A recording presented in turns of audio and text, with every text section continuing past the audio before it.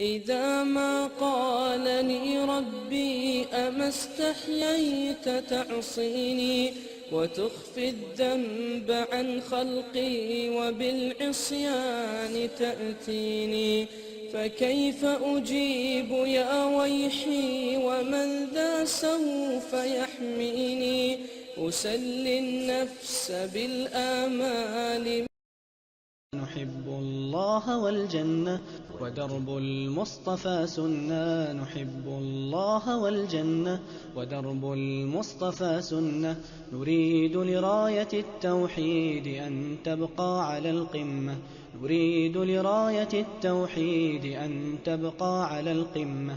نحب الله والجنة ودرب المصطفى سنة، نحب الله والجنة ودرب المصطفى سنة، نريد لراية التوحيد أن تبقى على القمة، نريد لراية التوحيد أن تبقى على القمة. سنرمي خلفنا عصرا كئيبا يفتر الهمة، خلقنا كلنا عبدا وأشهدنا على القسمة، سنرمي خلفنا عصرا كئيبا يفتر الهمة، خلقنا كلنا عبدا وأشهدنا على القسمة، فكيف إذا تخاذلنا وخنا العهد والذمة، فكيف إذا تخاذلنا وخنا العهد والذمة، فكيف إذا تخاذلنا وخنا العهد والذمة. نحب الله والجنة ودرب المصطفى سنة، نحب الله والجنة ودرب المصطفى سنة، نريد لراية التوحيد أن تبقى على القمة، نريد لراية التوحيد أن تبقى على القمة.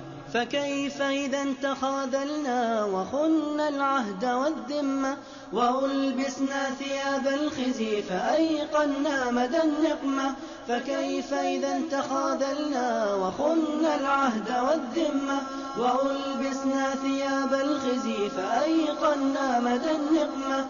فيا أبناء أمتنا أعيدوا لفجرنا البسمة، فيا أبناء أمتنا أعيدوا لفجرنا البسمة، فيا أبناء أمتنا أعيدوا لفجرنا البسمة.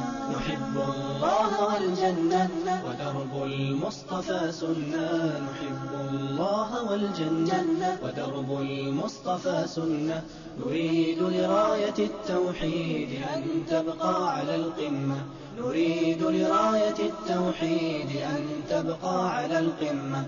نريد لحقنا صوتا سئمنا السير في الظلمة، لنمضي في رضا الرحمن ونرفع همة الأمة، نريد لحقنا صوتا سئمنا السير في الظلمة، لنمضي في رضا الرحمن ونرفع همة الأمة، لنمضي في رضا الرحمن ونرفع همة الأمة، لنمضي في رضا الرحمن ونرفع همة الأمة، لنمضي في رضا الرحمن ونرفع همة الأمة.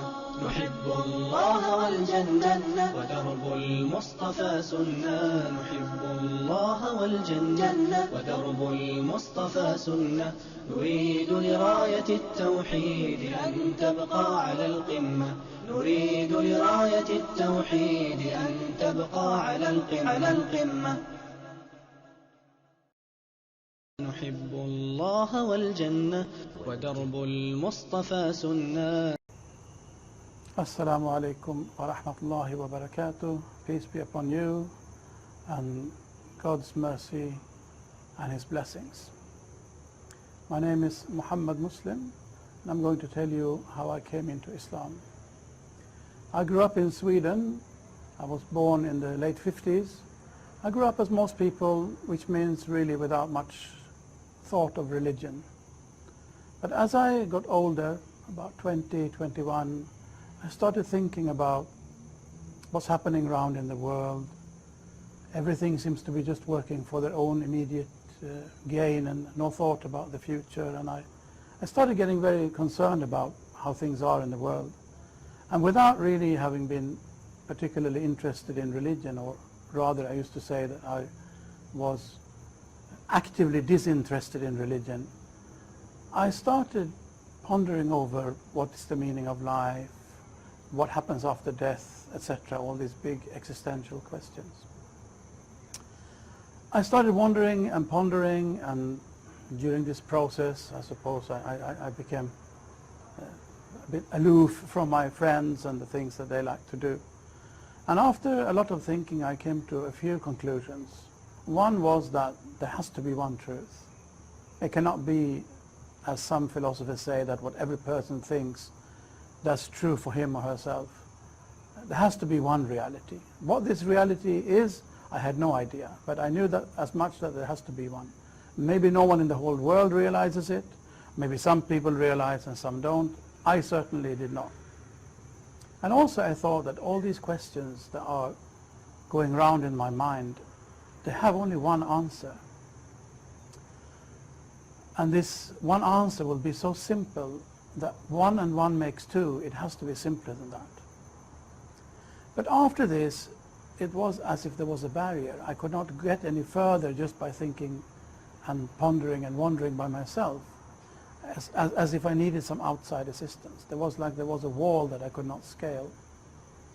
Anyway, during this process, I also quit college for the 4th time, and I went to the north of Sweden where my sister and brother-in-law had a farm. They were trying to live original lifestyle. They used to call them the green wavers, like the green wave. There was a green wave in the 70s, people trying to get back to a more natural way of life.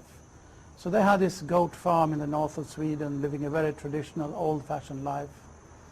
I went there to live with them and found a little cottage up in the forest on a mountain and started living there all by my own. Ever so often I'd come to my sister for some company and some food. And one day when I was sitting in my sister's house, this man walked in through the door. And he had a big beard, an enormous turban on his head. And it was something I'd never seen the like of.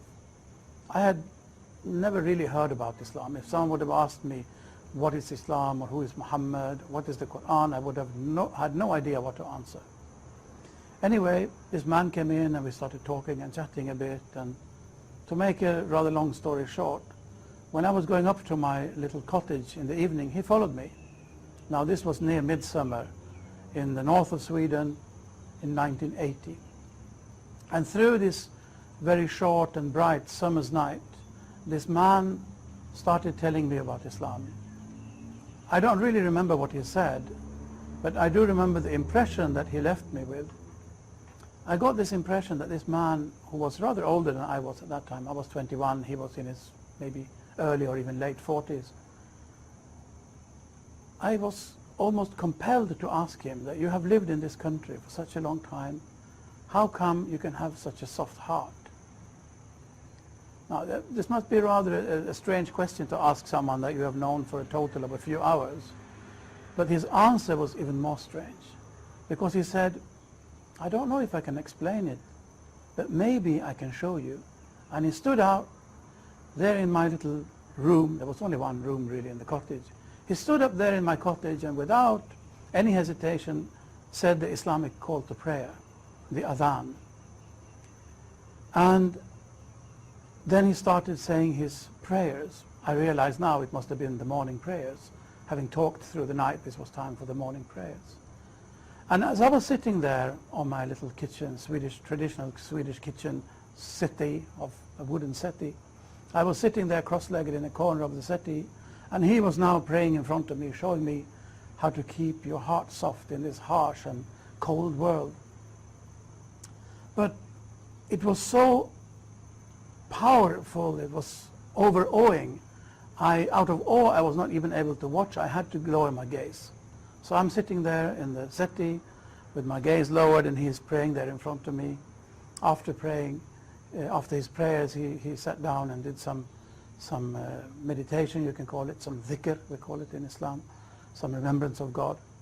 And I do not honestly remember now if it was during the prayers or after the prayers, during the remembrance, that it was like there was and this sounds almost a bit funny, but as there was a ray of light from the heavens straight into my heart, that there is only one God. Suddenly I just knew there is only one God. And I realized that this person, this man, has he has what I'm looking after. You know, this is the thing, at least for me. So I decided there and then to follow him. He had mentioned through the night when we were talking that he was going to Pakistan. He had his, I think he used the term his guru, meaning his spiritual leader in Pakistan. We do not use the term guru in Islam, but to make me understand what he meant, I think he used that term. And I'm going to visit him, so if you're there, you can come with me. Not if you have time or if you can afford it or something as worldly as that, but if you have the courage, you can come with me. So I decided there and then I'm going to go with him to Pakistan. So within a week or 10 days, we got our passports and visas and everything together, and we went to Pakistan. But it was really this night somewhere very near midsummer in the north of Sweden that it happened to me. I can honestly say that in the evening I had never heard about Islam, and in the morning I was a Muslim. Already the same day he taught me the prayers, he taught me the ablutions in a very beautiful way, and that's the way it went. I went with him to Pakistan, spent my first Ramadan, my first fasting month in Pakistan, traveled with him to Morocco, spent 3 months in Morocco, and both with him and on my own traveled around Europe, visited a lot of places where Muslims live, and ended up after a couple of years as a student in a Muslim, what you call a theological school. I studied basically to become an Imam. But the story of my conversion, or my falling into Islam as I prefer to call it, was this one night in the north of Sweden. So at the moment I'm working as the Imam in Masjid Aisha in the city center of Stockholm, and I'm also working as a teacher of Islamic studies and Arabic language, among other things, in a Muslim adult education college, or a community college, also situated in Stockholm in Sweden.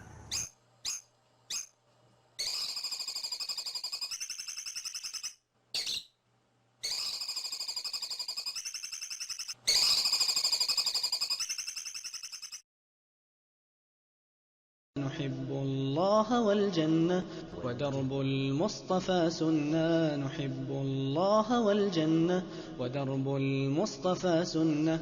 نريد لراية التوحيد أن تبقى على القمة.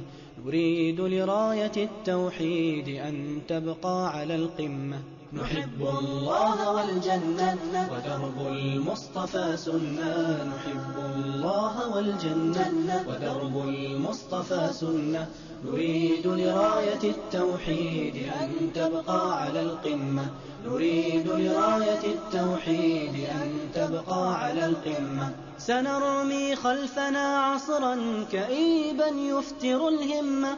خلقنا كلنا عبدا وأشهدنا على القسمة. سنرمي خلفنا عصرا كئيبا يفتر الهمة.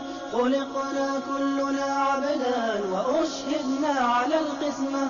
فكيف إذا تخاذلنا وخنا العهد والذمة. فكيف إذا تخاذلنا وخنا العهد والذمة. فكيف إذا تخاذلنا وخنا العهد والذمة. نحب الله والجنة ودرب المصطفى سنة. نحب الله والجنة ودرب المصطفى سنة. نريد لراية التوحيد أن تبقى على القمة. نريد لراية التوحيد أن تبقى على القمة. فكيف إذا تخاذلنا وخنا العهد والذمة. وألبسنا ثياب الخزي فأيقنا مدى النقمة. فكيف إذا تخاذلنا وخنا العهد والذمة. وألبسنا ثياب الخزي فأيقنا مدى النقمة. فيا أبناء أمتنا أعيدوا لفجرنا البسمة. فيا أبناء أمتنا أعيدوا لفجرنا البسمة. فيا أبناء أمتنا أعيدوا لفجرنا البسمة. نحب الله والجنة ودرب المصطفى سنة. نحب الله والجنة ودرب المصطفى سنة. نريد لراية التوحيد أن تبقى على القمة. نريد لراية التوحيد أن تبقى على القمة. نريد لحقنا صوتا سئمنا السير في الظلمة. لنمضي في رضا الرحمن ونرفع